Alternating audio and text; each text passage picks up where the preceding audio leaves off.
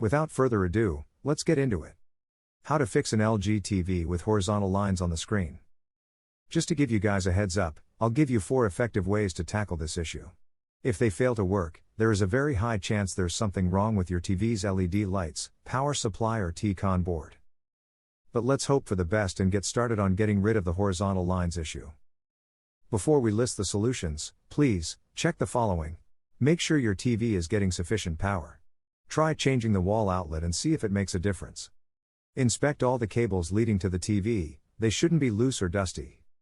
Disconnect all the external devices, like Xbox or soundbar, see if the TV works better without them. Reset your router and internet connection, put fresh batteries into your remote, check for any pending TV updates. Some of the things from this checklist might have already helped. But if not, here are 4 more steps to follow. Number 1. Soft reset your TV. Simply turn the TV off, unplug it from the wall, wait for 60 seconds, plug it back in. This will most likely fix the issue, but if not, there are a few more things for you to try. Number 2.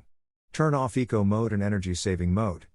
These 2 settings can cause lines on your screen, so let's turn them off. In order to turn off Eco Mode, you will need to go to Settings, General, you will find it there under the corresponding name. For Energy Saving Mode, scroll to Picture from the Settings menu, and turn this feature off. Number 3. Replug HDMI cables. I already mentioned checking the cables for any dust or dirt. I also recommend that you unplug the HDMI cables from your TV, and then reconnect them. You can try using a different HDMI port. Number 4. Factory reset your TV. If nothing has helped so far, let's go ahead and do the factory reset. This will erase all the stored data on your TV. Select Home. Settings. General menu. Reset to initial settings. To complete the reset, select OK. Your TV will restart automatically.